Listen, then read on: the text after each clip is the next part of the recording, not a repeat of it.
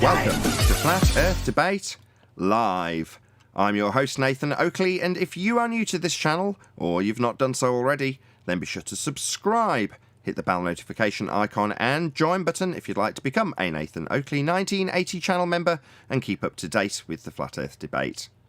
If you would like to support the channel, there is a super chat that runs alongside each of these shows while they are live, and there's also a PayPal, Patreon and crypto link in the info box below the video. Also below this video, you can get £50 for swapping your UK electricity supplier to Octopus Energy, and this is a particular note if you drive an electric vehicle. Most importantly, if you'd like to join the discussion, simply mute the page you are currently watching, then click the link in the info box below this video to join the panel and express your views on the nature of Earth. If you do join, please don't swear. If you do, you'll be ejected, and if you are, please don't try to rejoin the stream using sock accounts. You'll be warmly welcomed back on the next stream. Please also share the show on social media. Sharing the show obviously increases the live audience, but this in turn increases the chances of a more diverse panel, so please share the show on Facebook and Twitter. One last time, if you're new to the channel, or you've not done so already, then be sure to subscribe, hit the bell notification icon and join button to keep up to date with the Flat Earth debate. Now, we are joined by Neil, Arwin, 10th Man, Refracted Curvature, Brian's Logic, and a whole bunch of people in Discord. So welcome, one and all. Hello, hello. Good afternoon. Hey, hey. Hello, good morning. How are you? Very well. Good to have an enthusiasm level beyond about 10% from Discord. Excellent. Good to see it. Any scientific evidence of gravity? Nothing to see here. What is it? There is nothing to see here, Arwin, when you say what is it? There's nothing to see. Go ahead, from Discord. Yeah, they can't even define the phenomenon. If you use Einstein's description, what is space-time bending around? That would be a problem of R. Yeah, you're going to need R for that. How do you vary and manipulate it? Yeah, the application of Einstein's gravity is going to need an R value, that's right. The gravity itself with Einstein doesn't need R, but the application does, you're right. Come on, Alwyn, you can't get around that. Around? What, with an R value? You'll need an R value to get around that, Neil. Yeah, you already answered it by saying around. There you go, there's the R value. Any evidence the R value, Earth radius? Can't get around that either.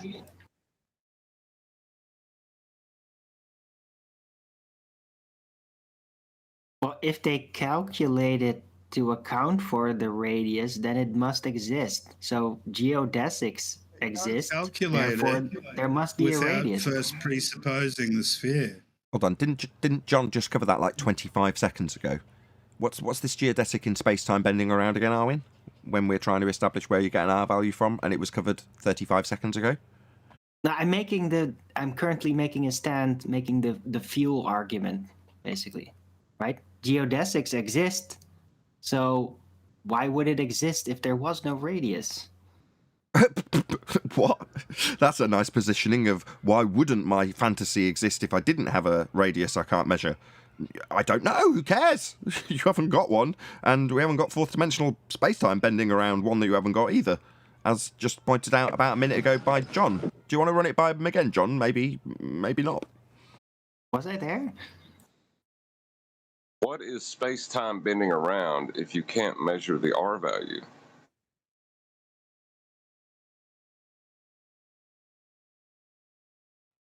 Well, that shut him up. Nice. So, moving on. Well, why is it bending around? Why don't ask me. Don't ask him. Around? If it is bending around, you got something that's round. Sorry. The bending is. Sorry, if you've got something that's round, Mr. Burden-proof reversal fallacy. Yeah. Yeah, this is your claim to prove if you're going to be bought a win. There has to be unicorns. I just got a bunch agreed. of books on them. You said there's got to be something to bend around if we're bending around something. Well, no, we're pointing out we haven't got fourth-dimensional geodesics in space-time bending around anything, and if you did, you'd need an R value for it. But you're saying, well, yeah, but if we are bending... No. Then you're trying to reverse that and say, if you've got something bending... No, I haven't got anything. I haven't got reference frames either. Can we move on? Any evidence of... Things can bend around nothing, too. What? Just Yeah, because something is bending around doesn't mean that it automatically implies there is something in there that it is bending around. It's just getting very convoluted, sorry. Wow, like a rubber band can bend around the air? Yeah. Just talking nonsense. He's been in Fantasyland on his own show today. I was? Yeah, you were talking about D&D towards the end, and I had to rewind, because I was like, my God, because my wife collared me. She's like, what is Arwin babbling on about with his derper nonsense? Those were her exact words. And I listened, and I was like, my God, he is talking a lot of crap. So I rewound, and then realised you were talking about concepts within Dungeons and Dragons, and you were just transposing on various different aspects of things like Narnia. I was like, oh, and then I explained it. And you're like, oh, okay. Oh, right. So you're not... That part, yeah. Well, because I'd been vacuuming. I just tuned in halfway through when I hadn't been paying attention. Suddenly it sounded like you were off in La La Land for anybody that just tuned in at that moment. Me and my wife in this instance. Literally, it was like, what the hell? Has Alan gone nuts? No. It's just talking about Dungeons and Dragons and comparing it to Narnia and then comparing it to holographic Sun and Moon is where I sort of rewound and started to get an idea of how you were doing what you were doing. But like I say, I'll just have you on in the background when I'm tidying up before the show. Right, and then I ended up with Peter Pan going to the moon, but ending up in Never Never Land. Yeah, let's not poison my audience with this shite. Any single viable hypothesis from any of the fields of astronomy, cosmology, or astrophysics? If a heliocentrist wanted to put forth a hypothesis, I'm pretty sure they would have R in it, wouldn't they? To do with the heliocentric model, yeah, they'd absolutely require it. According to my son, they're doing something because they know the sun is plasma. So they got to be doing something. What? Because they know... Well, we know there's unicorns out there. And because we know they're unicorns, they've got to be doing something with the unicorns. Because they're talking about how we've got unicorns, so they're doing something. That's flawed logic. Okay. Any evidence of axial rotation of the Earth-based variety? In the heliocentric model, you wouldn't expect the gas to not move in lockstep rotation with the Earth. Well, that would be no drift then. Yes. Yeah, the globe claims that we've got 15 degrees an hour drift as Earth turns beneath things that aren't attached. It's called Coriolis effect. So, yeah, I don't really understand. I mean, I realise that there's lots of anti-flat earthers out there that like to tell us how they can justify us not seeing drift that we don't claim we should, but the globe does. At 15 degrees an hour observed from the ground as you turn beneath things, as is claimed by the globe, and we don't observe. So, I don't know, you can detail how we won't observe it and why we won't observe it, but it doesn't seem of much use. Well, it's because of the columns of air weighing down on Earth that it gets dragged around and basically attains momentum.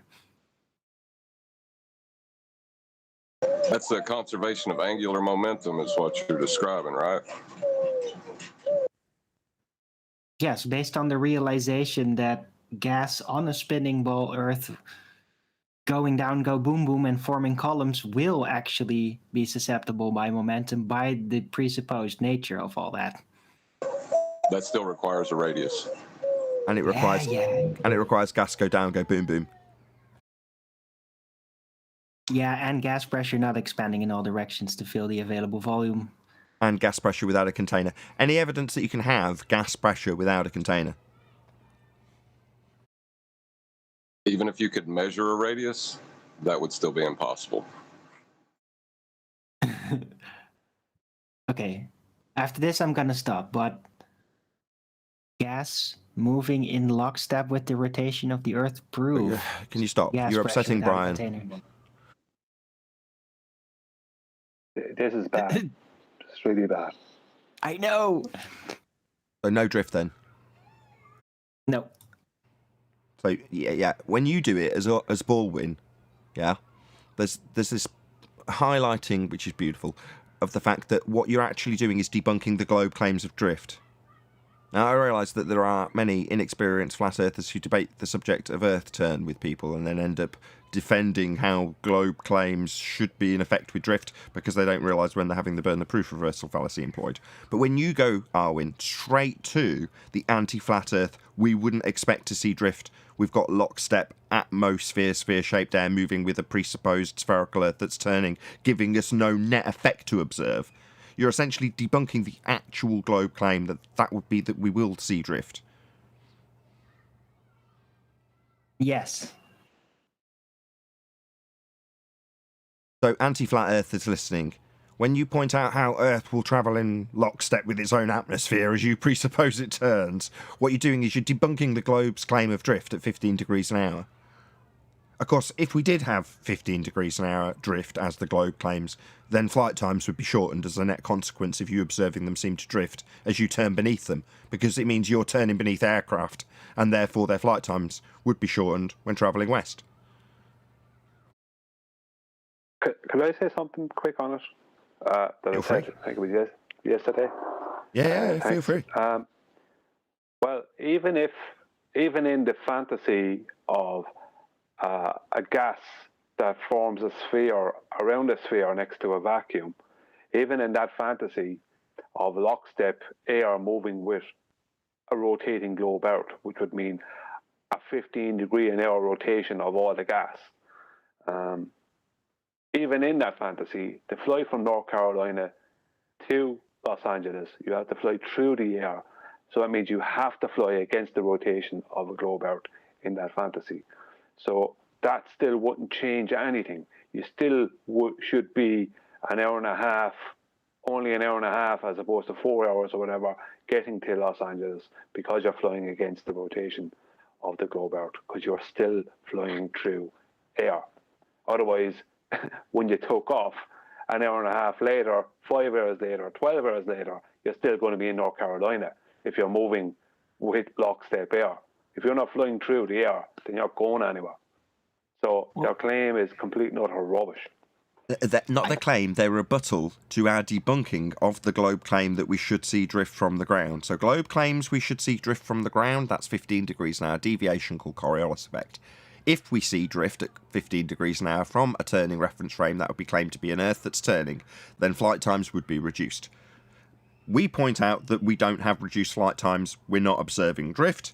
The anti-flat Earth rebuttal to that, not the claim, sorry to cut you off, Brian, is that we wouldn't expect to see the drift the globe's claiming because we've got lockstep atmosphere moving with a presupposed moving Earth that gives us no net effect. So you're right, Nathan. Right. It's not the official globe claim. It's the claim we deal with mostly. The only thing I'm pointing out is it doesn't matter. Either of those claims means that there has to be a flight from North Carolina to Los Angeles that will only take an hour and a half, and a flight the other direction that should take never, because it can never catch up with the rotation. So the fact that that doesn't happen means, if A then B, not A then not B kind of situation, isn't it? Yeah, this has actually been done, so I'm not going to take any credit for this modus tollens argument, but you're correct. So if Earth is turning, we will observe Coriolis effect. Now that isn't me begging the question, any anti-flat earthers, or globe believers out there. That is me asserting the globe claim that if Earth turns, we will see Coriolis deflection. If A, then B. No Coriolis deflection, therefore no Earth turning. It is just that simple. Can I say something? I don't want to be a dick, but I agree on the technicality, because that point is based on the assumption that everything within the medium is actually much closer to physical reality as we know it, right? But if gas wouldn't basically be gas as we know it, but be that weight thing that's going down in columns, then that kind of wouldn't happen, because everything would just be carried along with it, like as if it were water. Yeah, Right? If the whole thing is lockstep moving, there's not going to be a difference. But that's all based on the crazy anti-flat Earth assumptions of how gas in that model works. What, go down, go boom, boom? time to really even consider it because it's not even close to the physical reality that we know, in which gas would not be susceptible by momentum in any way, right? Right. Yeah. Well, that's what Brian's saying. If the water that you're describing by analogy as the air moving along with the ground that's also moving, that's Brian's point. You're not going to go anywhere. You've got to go through the air. Likewise, if you've got a fish tank on a merry-go-round, right, you're not moving anywhere relative to the fish tank. That's the air that you're in, if you're comparing it in that way. You've got to actually still swim through the water. Hold on, I have Did you a say add-on. Did you say Brianology? No. I like that. That could be what it was called, though. I like it.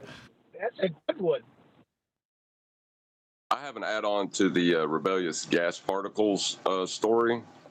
Oh, well, someone's got to say... because when they got up to the that's Karman great. line- Hold on. If you can remember it, because someone else has got to summarise it. Normally I'd lean on chocolate here, but it's not. So who's going to summarise the story of the rebellious gas particles up until John's add-on? And then you can add it on for the audience's benefit who's not new. I'll You do are it new. if you want. Yeah, go ahead, Brian. Yeah, it's that there was a group of gas particles that were behaving as gas particles always do, which means to continue expanding out into their every available volume. But when they got to the Karman line, there's a group of them just said, no, we're not doing this. They rebelled against it. They threw away their bras. And that was that. They said, I'm not moving past the Karman line. That's it. Okay, no, there's more to the story than that. Obviously, they started to clump together at the Karman line, but because they weren't expanding in all directions in violation of natural law, having burned their bras, they all started to eat cake, get very fat, and then they started to go down, go boom boom. Sorry, yeah. But see, that's not all they did either, because they realized that the earth was turning underneath them, so they started to run to catch back up with the place that they left from. See, that's in their conscious awareness of the ground that was below them. They realized that it had moved, so they had to run to catch back up with it. Oh, I see. I gotcha. Oh, just like the orbits of the solar system. No, it's homesickness. So what happened was they've burnt their bras.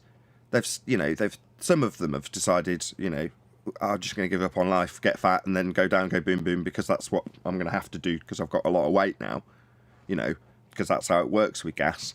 Anyway, lots of cake eating, they go down. But some of them, you're right, some of them recognise that, actually, look at that. Below me, my home, wherever it may be for me, the UK, look at that, it's whipping away from me. Oh my God, you know what I'm going to do?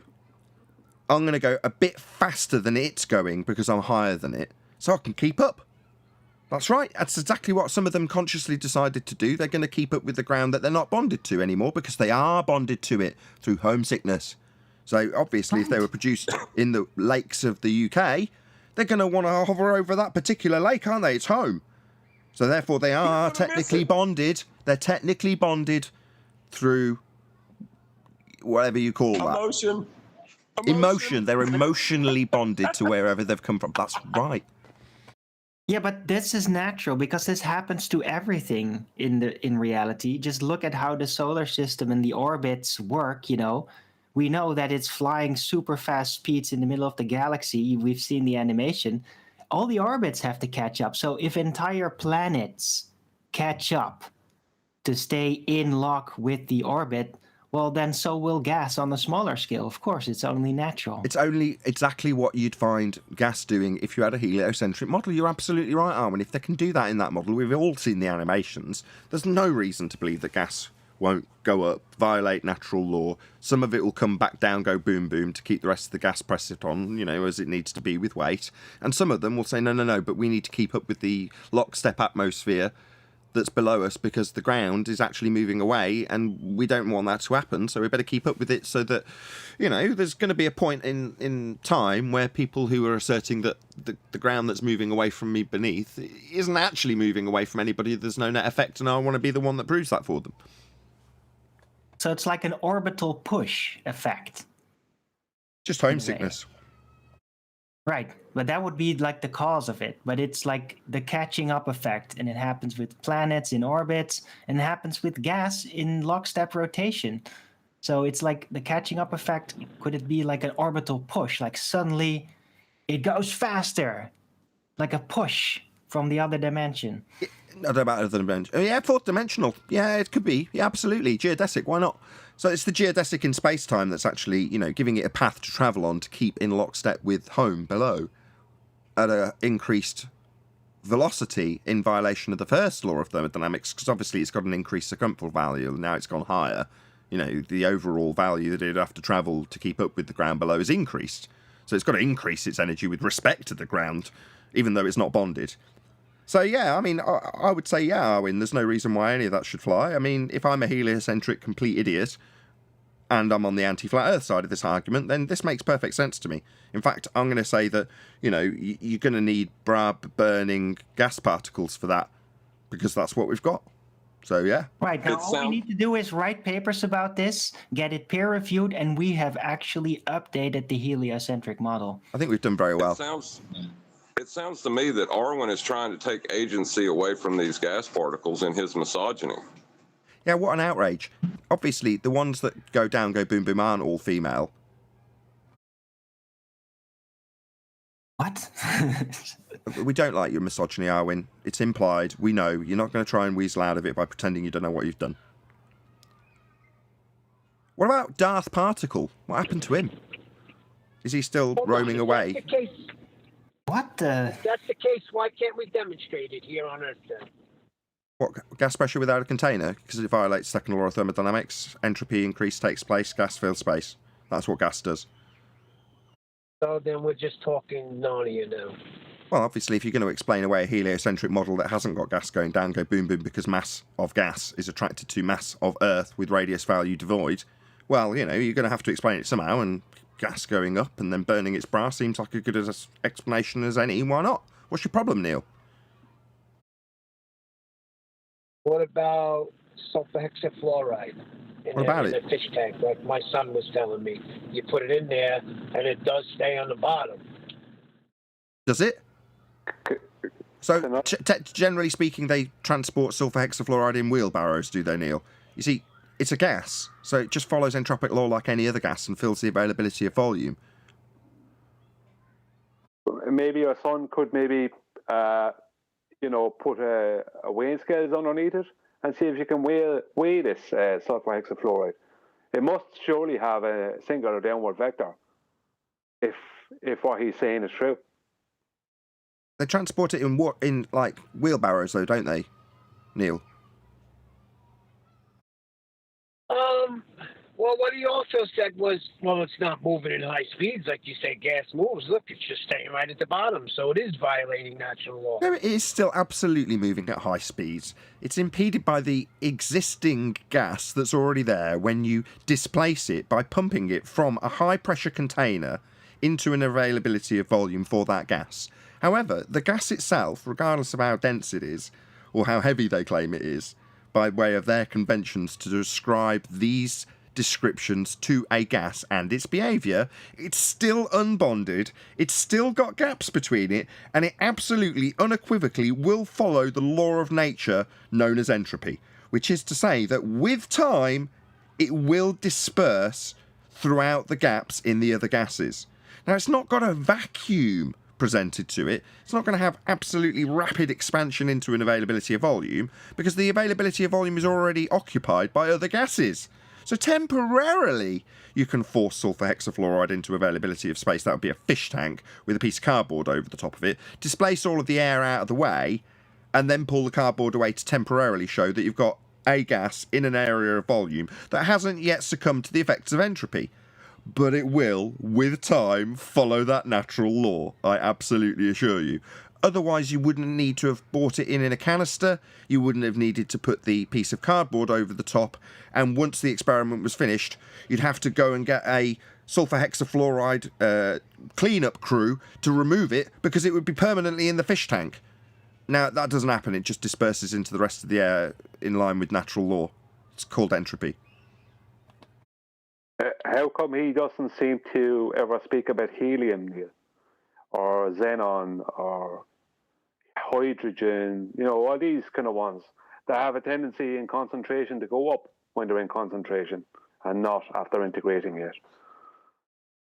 Talking about things like CO2 and sulfur hexafluoride is like, it's a weak argument because it can't be weighed in the traditional concept of weight. You need a singular downward vector. So if you can put as much as that sulfur hexafluoride in a room as you want, you still won't get a weight on a weighing scale because those vectors are going in all directions.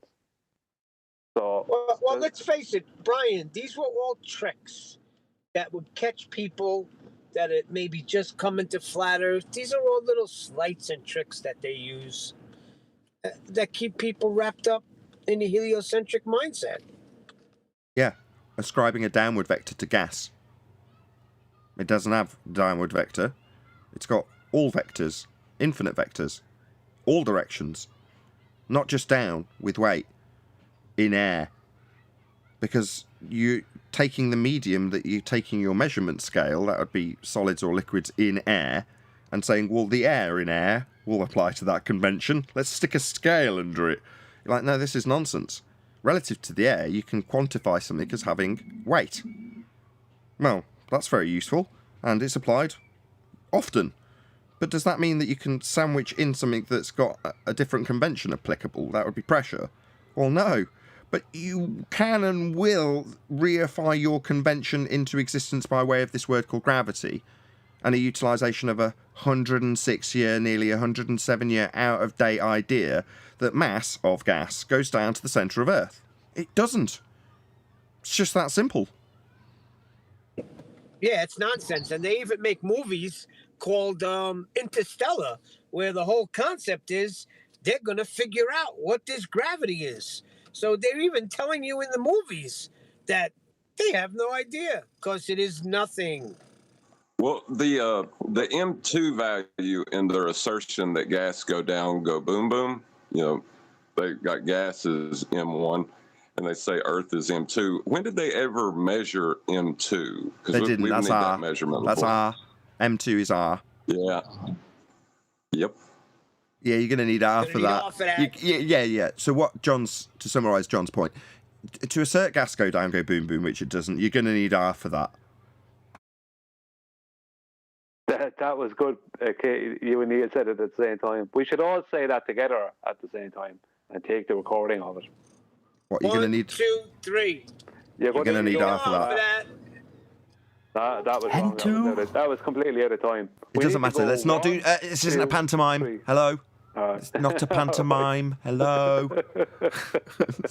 Meanwhile, right, us pointing out that you're going to need R for that is backed up by a devastating series of arguments that haven't been refuted.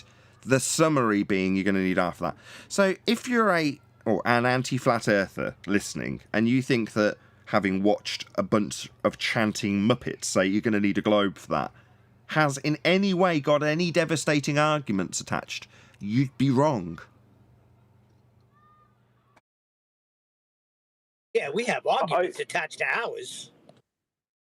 I'd just like to say something else about the whole globe anti-flat earther claiming that, maybe the claim that air moves in lockstep with a rotating globe, that may not be so much anti-flat earther. That is kind of a mainstream claim.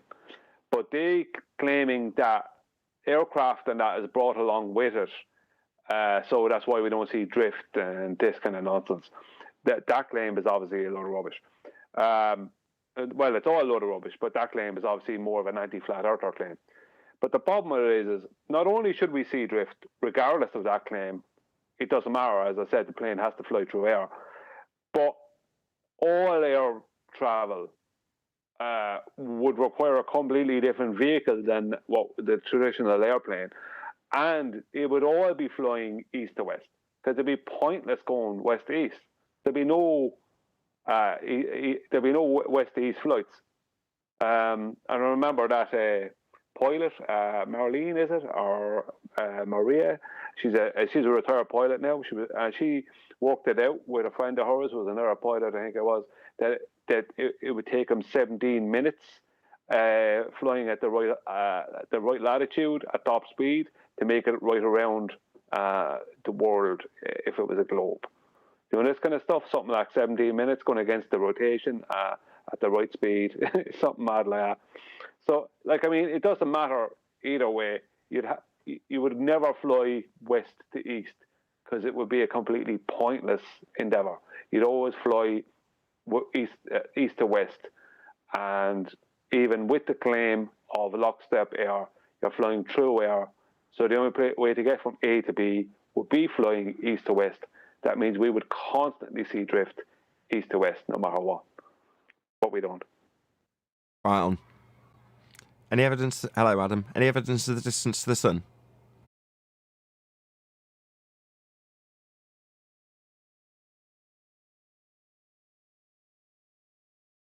No, and afternoon, everyone. Hey, Adam. If you assume it occupies a geometric position and it's physical, couldn't you use triangulation to measure it? Well, no, you got to have a flat bottom to that triangle. Never mind. Well, you'd need the actual size of it, though. Yes, you could do that, but only if you've got the actual size. But you would still need a flat baseline if you're going to triangulate. Well, they do. So, I've seen Red Retrix Mathematics for doing this, and they start with the flat baseline, measure their angle, and then insert R. So, yeah, they're going to need to start with a flat baseline to get an angle to measure anything. Whenever they assert angular anything measurements, they're starting with a flat baseline. Now, they might tell you after the fact with a bait and switch that they've actually been working from the centre of a presupposed spherical Earth. But if you understand that you're actually taking an angle measurement from the surface, know implicitly that this isn't ever going to work on a globe because the angle's being taken from a flat baseline. Always.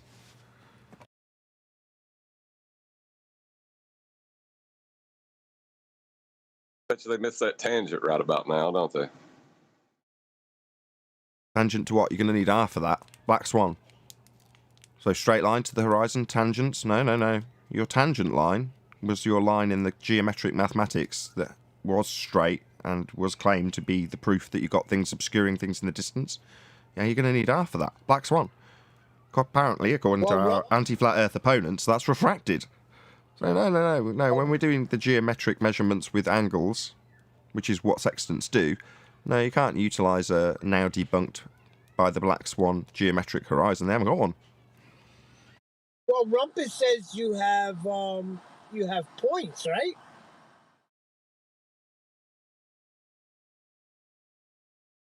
You have tangent points. You don't need a line. You have a tangent point. Tangent point is a point on a circle where a line meets it. That's your tangent Correct. point. So the tangent line meets a tangent point, but to have a tangent point, you've got to have a tangent line, and that is straight.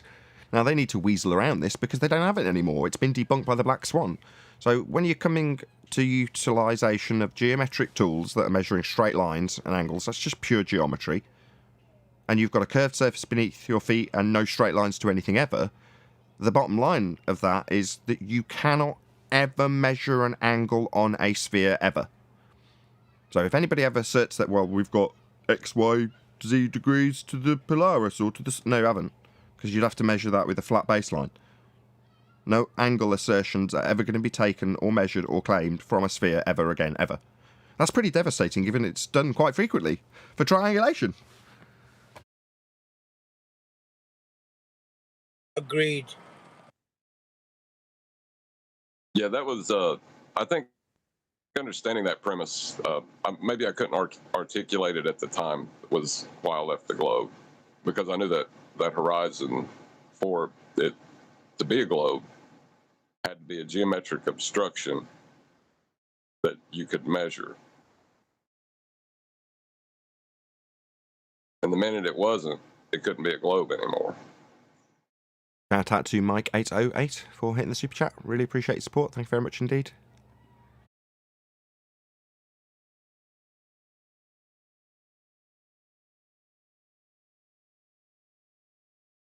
We had distance to the sun. What did I miss? Any evidence of a self-perpetuating molten iron core at the centre of a presupposed spherical Earth?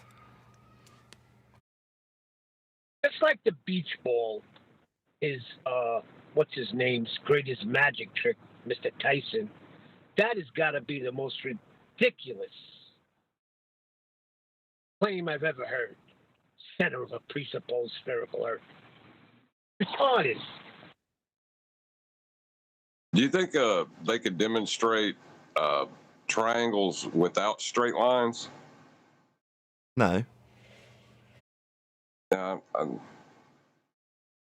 I've heard that kind of jockeyed about, that you don't need straight lines for triangles. Yeah, I've heard that too. It's insane. But then it's not a triangle, which you don't have three straight lines. Am I correct? Yeah, thank you, Neil, for stating the absolutely obvious. Yeah, But what's that's the name correct, of that yes. shape? Go ahead, whoever that was, Mr. Palmer, or Peaceful Warrior. Right, is there a name for that shape? The bent line triangle? Spherical triangle. That's a good name. They do have You're a gonna name for need it. R Yeah, for spherical that. triangle. It's just No, not you're a gonna triangle. need R.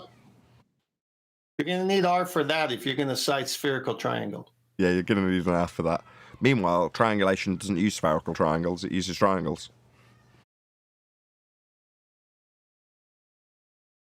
Is there a mathematics course that we could take that we could learn how to do spherical triangles? Like geometry. But no, I don't even think in spherical geometry that you have a triangle with curves. That doesn't make sense. No, it doesn't. It's a projection. That's what I'm talking about. It's a Yeah. projection from a assumed celestial sphere onto a presumed sphere on a terrestrial sphere in the shape of a PZX argument that they put out.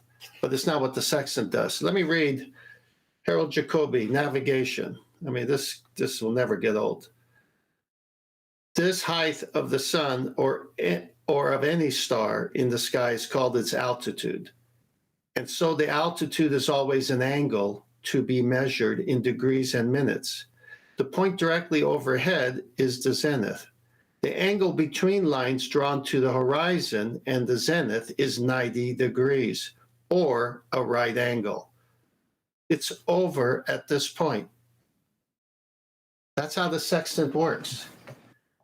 There's a You can't get a right angle on a sphere. No, you can't.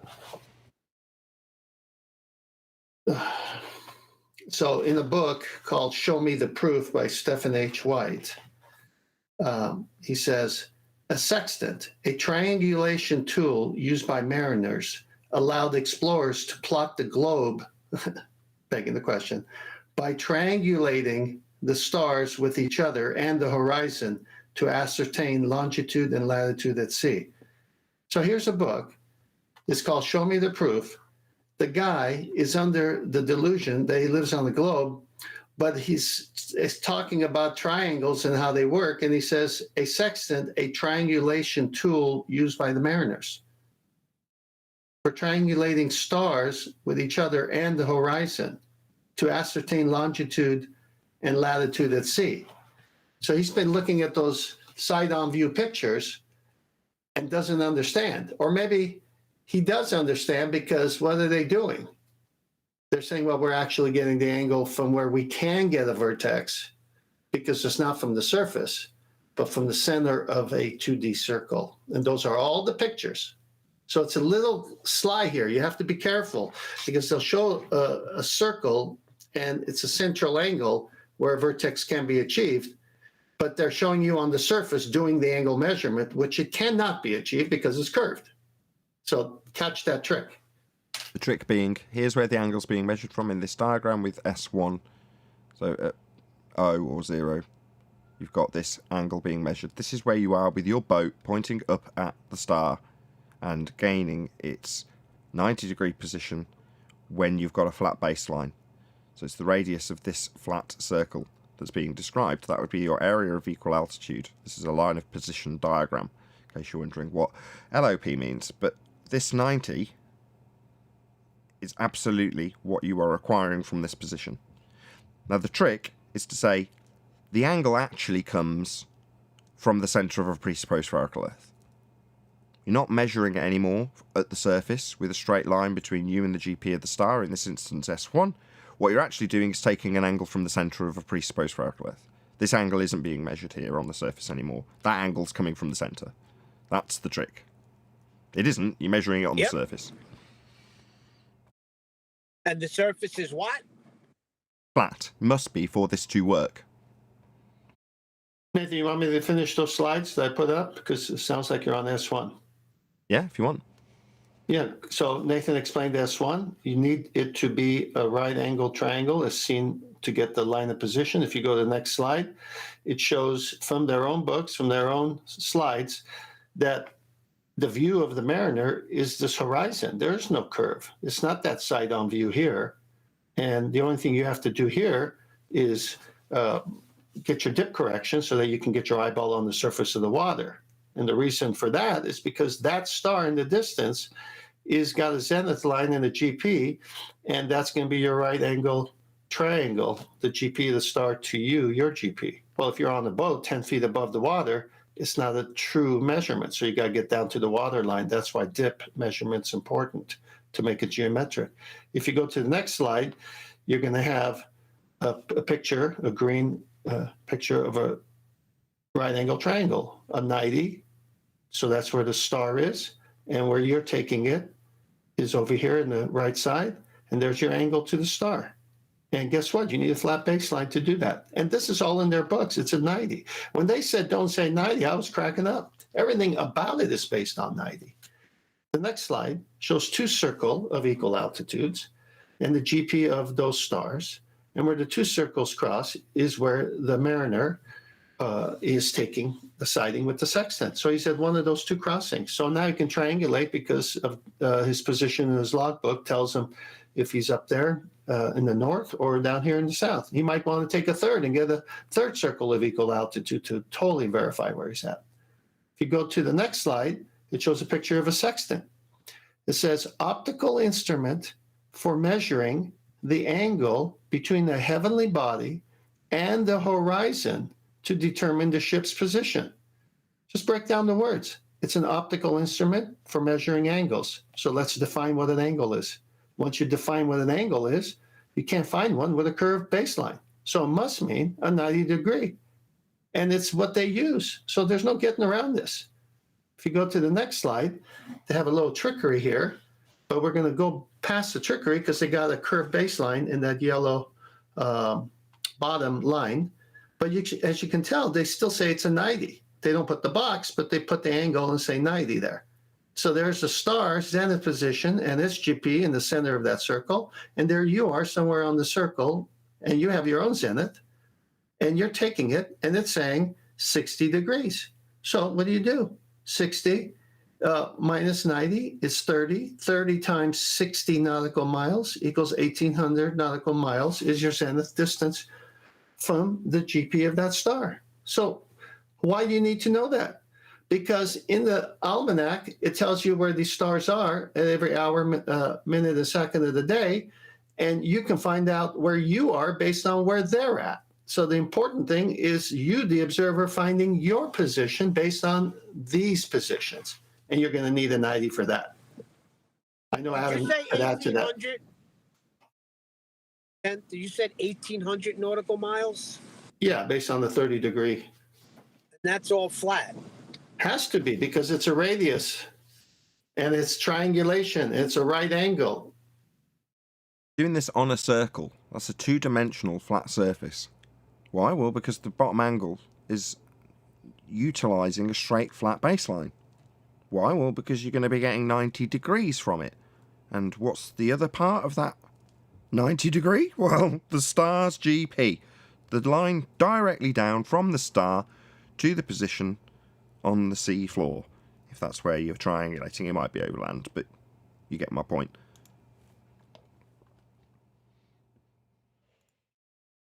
There it is on screen. So LOP. This is flat because this circle is a two-dimensional circle, an area of equal altitude. And this is why you need 90 degrees. You've got one straight line. It's just a plumb line from the star down to the ground. Well, then all you've got is you measuring an angle. And your angle is a flat baseline to give you the 90 degree and the angle to that star. That's it. requires it to be flat. It can never be done on a curved surface. Isn't done on a curved surface. It's incapable of being done on a curved surface. It's beyond the geometric capabilities of this tool to work on a curved surface. Earth must be and is flat. For this to function, furthermore, it cannot function on a sphere. Period. Nathan, if I may, I'll finish up with this. Primer of Navigation, 6th edition, George W. Mixter. It is on page 229. He's talking about dip. An observer above the surface of the water must lower his line of vision in order to see the horizon, and the required dip of the eye becomes greater as the height of eye increases. This is why all altitudes measured from the horizon must be corrected for height of eye. The sketch shows the dip is always subtractive correction. When the observer's height of eye is about 10 feet, failure to correct for dip would result in an error of about 3 miles in the line of position. So even on a flat plane, you must use this tool properly when you're viewing the natural horizon. You're above it by 10 feet, you're going to be off by 3 miles. So you got to bring it down to have a flat baseline. So you're not off by 3 miles. I'm done. It's over. Over. You know, if they like fancy little chants, wouldn't one for that be Earth can't have an R value for that to work? Correct. Can't be spherical, can't have an R value, can't get a flat baseline to measure an angle, because your measurement of an angle is a straight, flat baseline to the GP of the star to give you 90. On a spherical surface, that is not achievable. Well, I was almost done. The other day we had a show about the long play, the sting operation. Well, it's been working. They have no idea how they fell into it, but that will be shown real soon. Thank you, ballers. Long con. That's correct. Long con, you're right. Heliocentrism. Yeah, the heliocentric argument is a religion that's been sold to you as a way of perceiving the world as it actually is. It's not, it's a model, and further to that, it's a religious belief.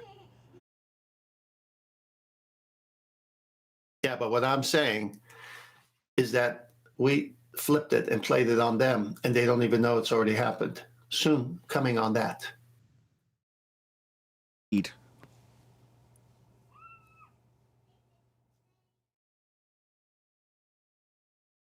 Did we cover all the housekeeping questions?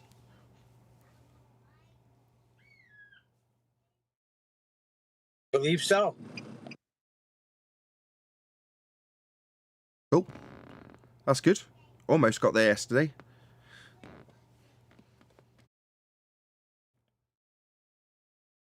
You want to give a Nathan. shout out for Brian's going to be on Mitchell's show today? You a guest on Mitchell's show? Yeah, go ahead. Do you want to shout yourself out, Brian? Yeah, I'm going to be on Mitchell's show tonight, 7 o'clock UK time. We're going to go through the horizon dip correction and triangulation and trilateration.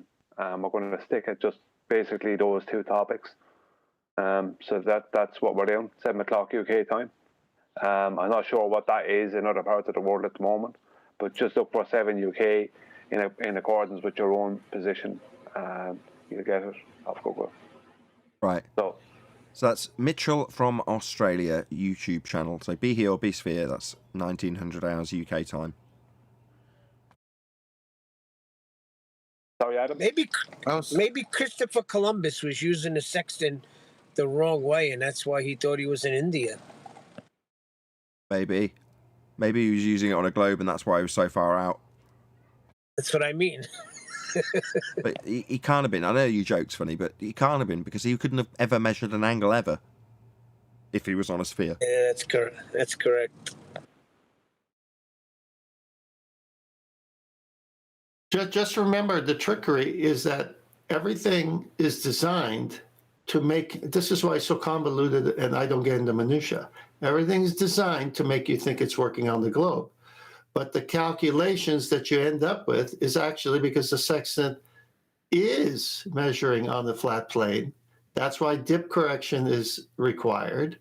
and you end up where you're supposed to be within a half a mile. And then they trick you with all the minutia, thinking you did it on the globe. And that's what we're uncovering here and exposing, the big lie. Right, The tool cannot work. I want to come up with the phraseology for dip correction between you, me, and Brian, or anybody else who wants to chip in for that matter. So, what Brian's pointed out and you've pointed out is that what you're doing with dip correction is taking it to a geometric flat baseline. So, let's call it dip correction to flat, or something like that flows a bit better. In other words, state, every time we say, well, you've got to make a dip correction, what you're actually doing is correcting it to be pure flat geometry. That's what you're actually doing. Change. Go on. Tweak it, because the base is flat and it always is flat. So when we do the dip correction, the purpose is to ensure we have our 90-degree angle on our flat baseline. So it's to get that angle exactly 90. So we're doing the dip correction to acquire 90 on the flat plane. Yeah, I have two. You could say the 90-degree dip correction, or dip for 90-degree correction, or the Euclidean dip correction. Yeah, but you're not you're missing why I'm saying to do it.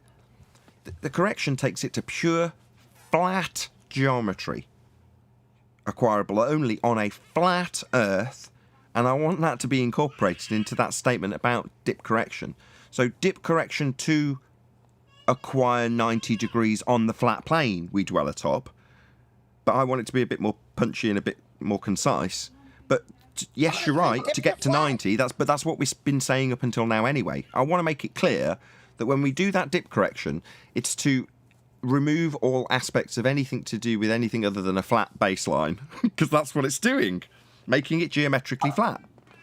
I like Adams the best because I've got citation after citation from their books saying it's a 90 or a right angle. So let's use the shortest amount of words to explain what a right angle is. Well, you need a flat baseline for a right angle. You need a perpendicular situation. So Adams was fine. But I want the words flat Earth in there. So you're saying to a flat baseline. Okay, so it's the 90. It's a correction for 90 degrees on a flat Earth. Yeah, I've got to ensure our angle is 90 degrees to our flat and level Earth. Perfect. So the dip correction is to ensure you acquire 90 degrees to the flat plane. Precisely. That's why you do dip, because you're 10 feet above it when you're on the boat, or 20 feet above it. So what's the dip? It's to get you on it, get your eyeball on the surface, sea level. Don't we measure buildings off of sea level? Well, if you're in the ocean and you're 10 feet above, you're 10 feet above. It's like you're not on the sea level. You got to get to sea level. You got to get to zero so that it can meet up with that box and give you that perpendicular, that right angle 90. Right, can you bring up Mitch's diagram that you showed in the pre-show while I explain it on this S1 diagram? So if this angle is being measured from here, so if you say you put a line straight through this O, right? And then you say where it's meeting, that's a better point actually, where this curved angle depiction meets this line, we're going to say that is the height that the angle's actually being measured from. In other words, pretend there's a little boat here and you're standing on the deck with your sextant measuring this angle. Well, it's then pointing down if you want to consider it, or if this is the horizon in this Muppet Vision view, then you're pointing your sextant down. You're not taking the flat baseline from the flat baseline. You're above it. So you've got to correct for that. You've got to correct for height. That's what the dip actually is doing. The dip correction just corrects for your height above the ground, which is flat. So therefore you correct down to here, and then you're utilizing the pure geometry of a right angle triangle. So you've got a line like a plumb line dropping from the star to the ocean, and then your correction from here, it might only be a couple of feet. In other words, you're going to get very little difference in making the correction, but ultimately speaking, to make it pure geometry, you correct to the surface. And what is that surface? Well, to acquire, why are you doing it? Well, so that it's flat. like the surface that you're assuming in this instance, to get this measurement. Can't work if it's curved. Why? Well, because the tool you're utilising in the first instance is measuring an angle. Well, that's two straight lines, not one straight line and a curve. It's two straight lines. So, click across to 10th Man's presentation. This is from Mitchell from Australia. Perfect. You've just gone through them really quickly, but yes, those 3 slides. Go ahead, 10th. You take it away.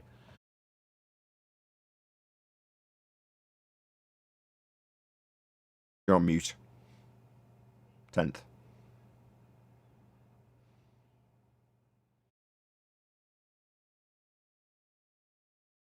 Okay, I'm back. Okay, great. Sorry. Yeah, if you Okay, go back, sorry. I'll zoom it in and we'll go from here. All right. All right, so here we are, the sun. These are Mitchell from Australia slide. It's got its GP somewhere in the ocean. There you are on the boat with the sextant. You need an angle so that's what you need to get, that right angle. So when you shoot it, you're above that baseline as shown here, and you must make a dip correction adjustment here for it to be exact. That's what the tool's about, because it's an angle measuring device. It's right there in the title, right? So then when you are on top of the boat here, you take the siding, and then dip correction is taking this distance right here and getting it to that flat baseline, as Adam explained. So then now after the corrections that you've done, and there's a little bit for refraction, and you got to make sure your tool is adjusted properly. You go through all those things, okay? But then you've got it. And then this is what can put you within a half a mile of your destination. That's thousands and thousands of miles away. And so you got to achieve this situation right here, because this is your zenith right here. This is the sun's zenith, and this is the angle you need.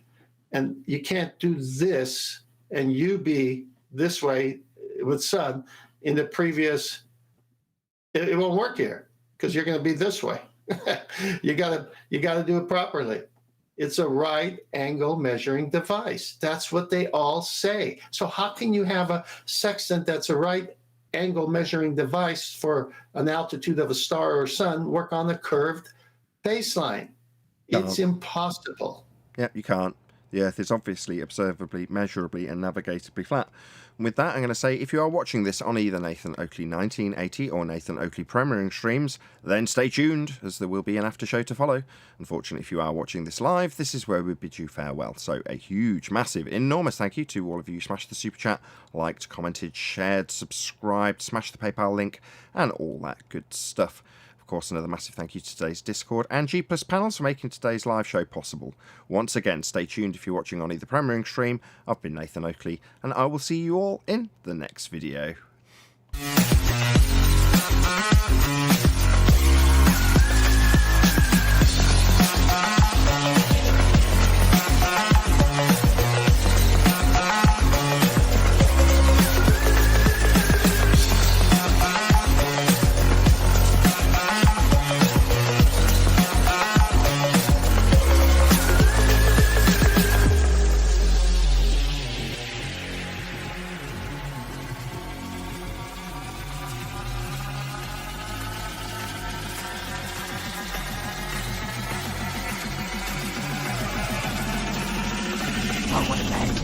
What a lovely day!